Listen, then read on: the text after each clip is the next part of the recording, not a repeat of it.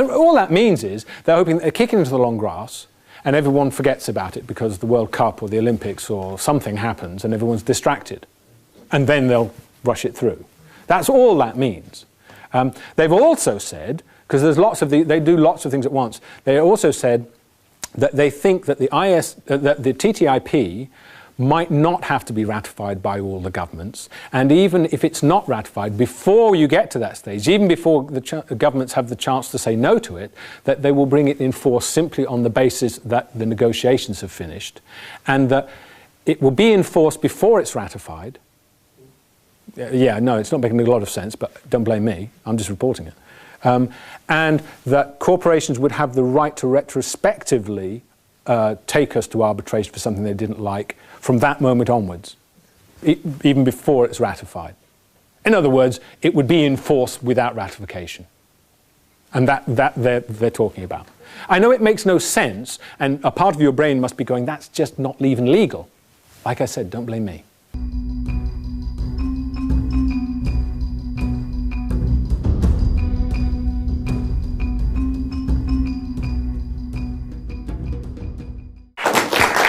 Thank you for coming.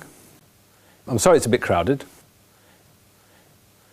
Although there's lots of Green Party stuff out here, and this has been arranged by the Green Party, the talk I shall give you, I've been giving up and down the country for the last 2 years, and it's not particularly a Green Party talk. It's about the TTIP. Now, a bilateral investment treaty is a small piece of international law which was quite obscure. The first one was signed in 1959 between Germany and Pakistan. And what they do is really quite simple. They say, if a foreign company invests in your country, and then your country changes its mind or does something the company doesn't like, the company has the right to sue your entire nation. Right? That's the power that a bilateral investment treaty gives. It's an extraordinary power when you think about it, but that's what it does. It's worth keeping in mind that it's not a diplomatic agreement, the way that things are when you see Tony Blair and George Bush shaking hands, or Cameron and Putin shaking hands.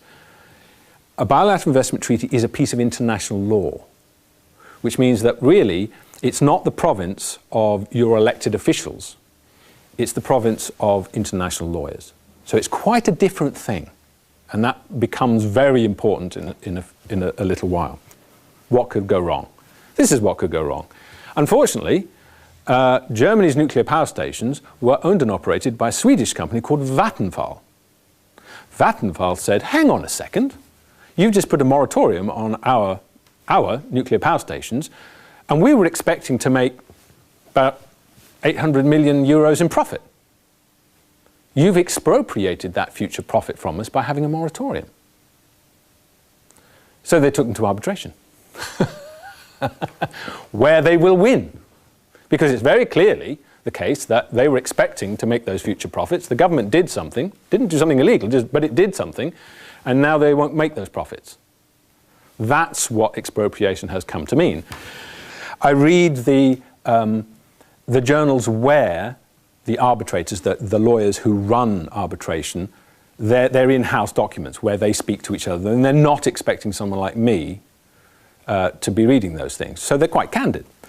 So this is from 2010. They're talking about what bilateral investment treaties do by way of saying, employ us to enforce your rights under a bilateral investment treaty and look at all the money you'll make. That was the nature of the article. So this is what it says. A bilateral investment treaty requires the host government to behave in a manner consistent with legitimate expectations of the foreign investor, to maintain the stability of the legal and business environment in place at the time of an investment, conditions the foreign investor would have relied upon when making an investment decision. Now, I think what you heard was wobble, wobble, wobble, wobble, wobble, wobble, wobble, wobble. Is that about right? Yeah. And that's what they're relying on.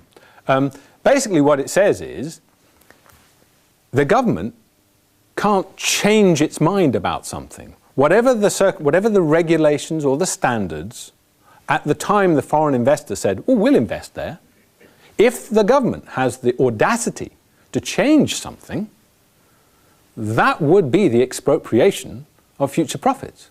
So for instance, if the law was you can have 400 parts per billion of benzene flushed out of your factory into the river. I'm just making this number up, by the way. And then sometime later, the government scientists say, do you know, that killed all the rats we did the experiment on. That's really not good. We think it should be half of that, down to 200 parts per million. That would contravene a bilateral investment because the cost of halving the amount of benzene they just flushed down the toilet will be expensive. And that will eat into their reasonable expectation of future profits, will it not? So in other words, you can have your government change regulations, by all means. It's a free country. Have a vote. Elect someone. Go ahead. Make my day. But I'm going to take it to arbitration. And then it gets slightly worse. This is also for In-House Defence Quarterly from a little bit later. And it says, tax itself can be an expropriation where it is considered not to fall within the bounds of internationally recognized tax policies and practices. Governments and political parties are very fond, especially in election year, of making you all kinds of promises, all kinds of declarations of the wonderful things they're going to do for you if only you will vote and put them back in power. Without them either, they don't realize, or they do realize, and they're just relying that you don't know, and so they're lying to you, because they can't do these things. And they won't do them, because they've already signed away that part of your sovereignty without telling you, which makes me personally extremely angry with them. And when it goes out to tender, the local health authorities have to then by law say, right, who can do this job, put in a bid for us. And then they evaluate the bid and they can say that private company gets it, or they can say, well, actually this part of the NHS put in a really good bill, we'll let them do it. And at the moment, that decision is a local or national decision, right? In other words, your local representatives get to make that decision. Once the TTIP is signed, any foreign company that put in for a bid that is then turned down will have the right to appeal that. And the great thing from their point of view is they don't have to appeal it to the NHS or to an NHS trust or even to a local or national court. They go straight to arbitration. And when I've explained what arbitration is, you'll realize how awful that is. Which brings us to arbitration, okay?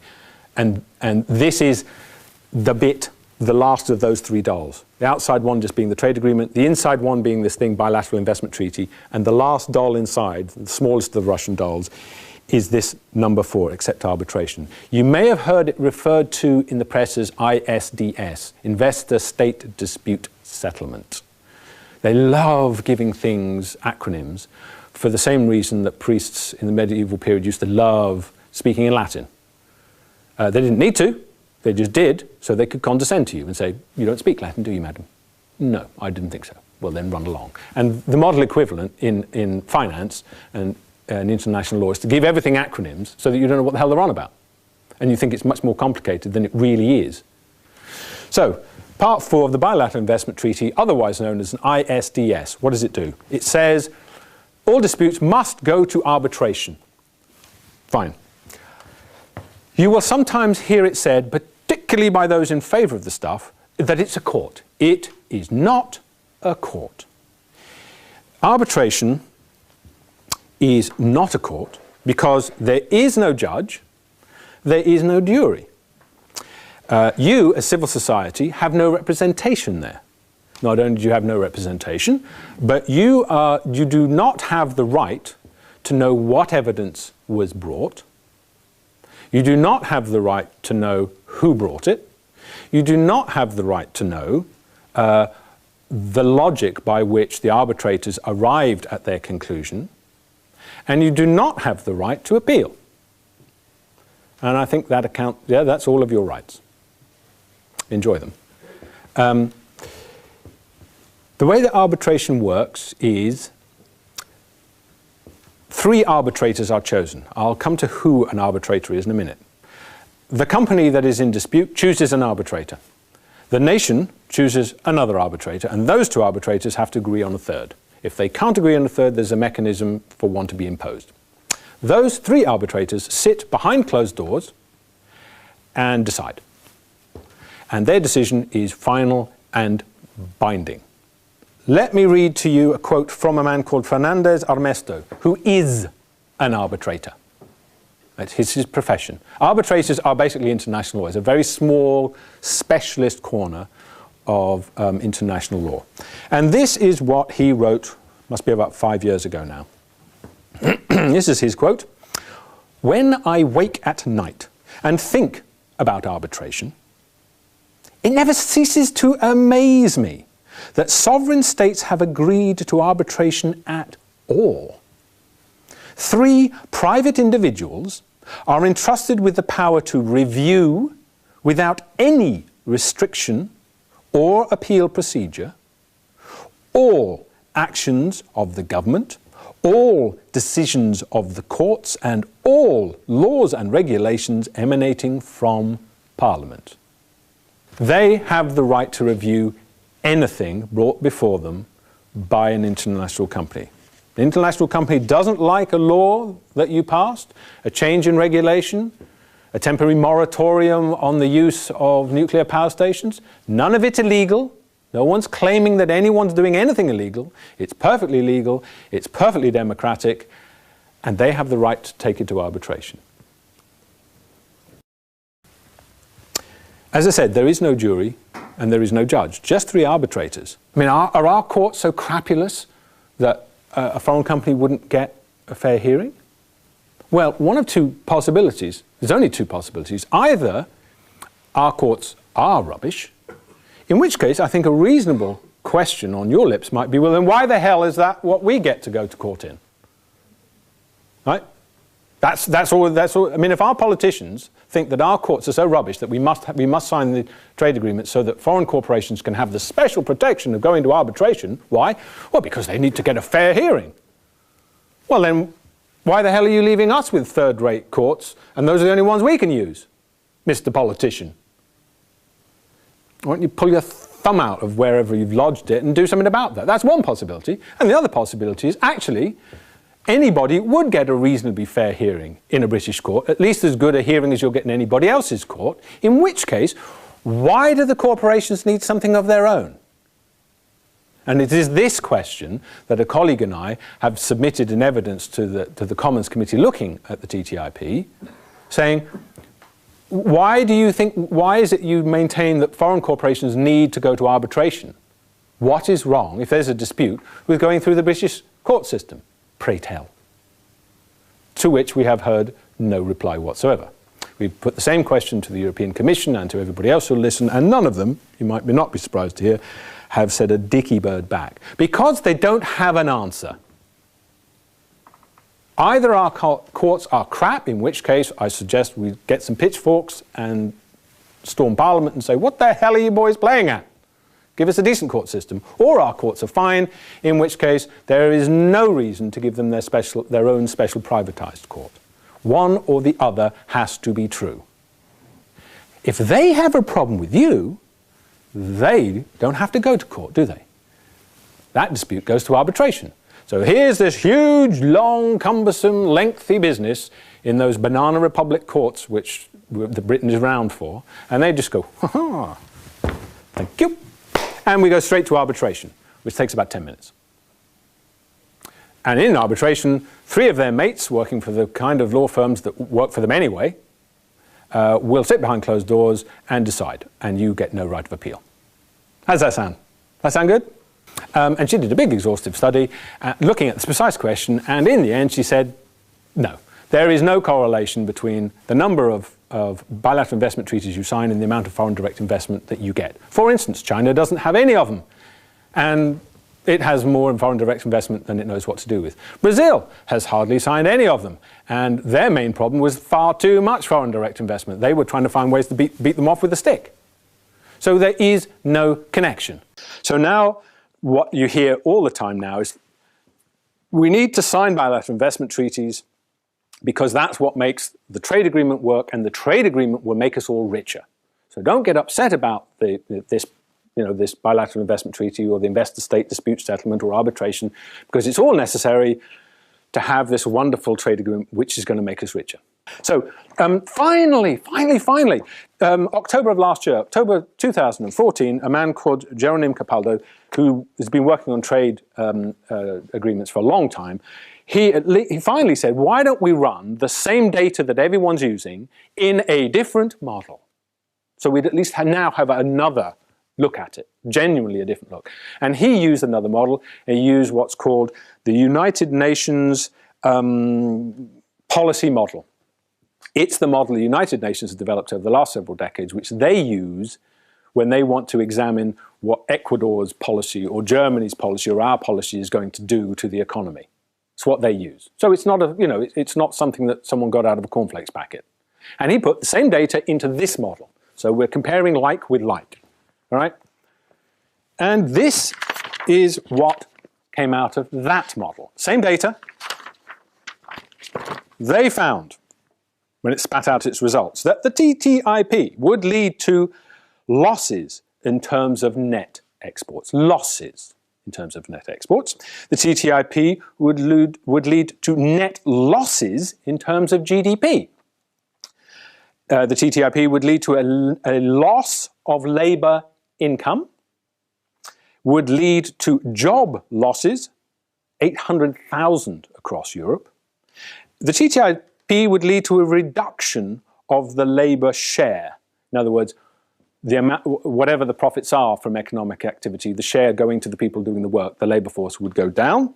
The TTIP would lead to a loss of government revenue and would lead to higher financial instability and accumulation of imbalances. With the bilateral investment treaty, with the TTIP's clauses, all of that becomes empty. You get to vote for people, but they actually don't have the power, because above them is this new power, the power of the arbitrators. And it means that we will have a democracy in form only. Sure, you can vote for them. And they can strut up and down every 5 years and call each other names and say, yes, we think it's terrible and we think this is wonderful. And you can get all swept up in it and say, oh yeah, that'd be great. And then, when they try to change something, a foreign company will say, that's expropriating our future profits, that's not what we're expecting, we'll take you to arbitration, where 3 people you've never heard of get to decide behind closed doors and you have no right to appeal. So you won't be able to make any traction on this through the main parties. If you want to get some traction on this via Parliament, there isn't a choice. You either vote for us or you don't, because we're the only party that says this is not right. We can have a debate about whether that's a wasted vote or not. I personally don't think it is.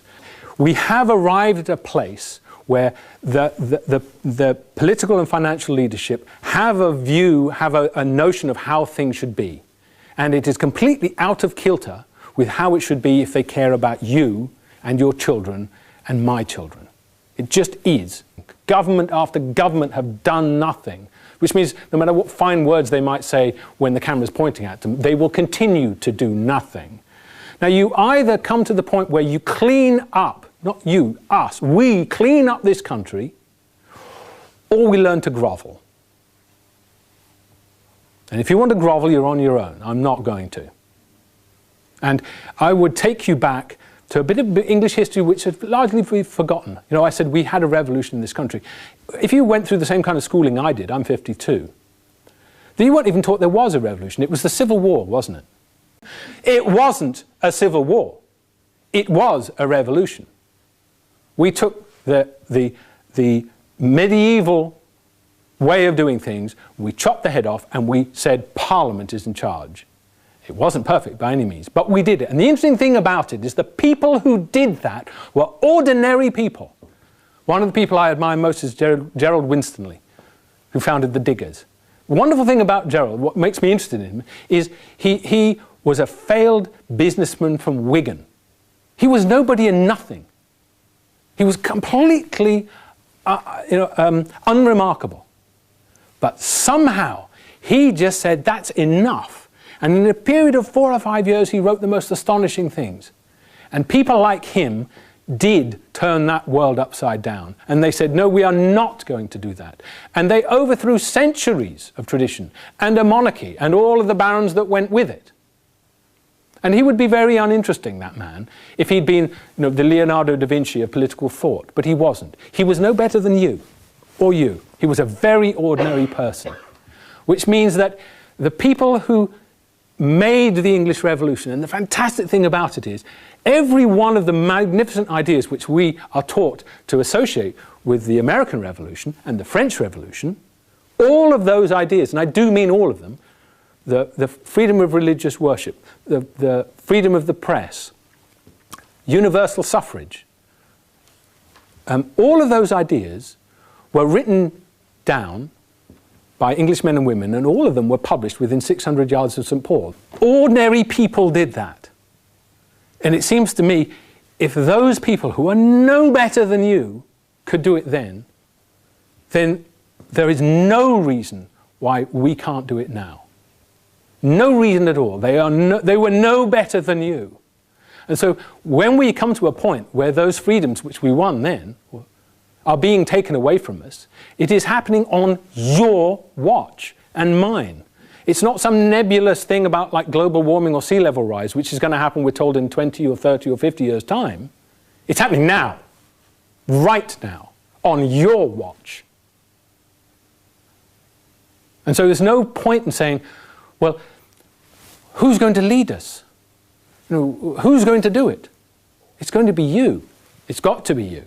It's happening on your watch, and you are the same people that did this before. You can't wait. There's no town somewhere in England where they're breeding leaders. And the number 19 bus will arrive in Whitby, and suddenly this bright white light will shine out, and the leader will step forth, and we'll all go, my God, she's here, quick, follow her. It's not going to happen because there is no place. You have to look around and think to yourself, who is actually beginning to think about this? Well, the bad news is it's you. You're here. And it's not that hard to make something more of it than it is right now.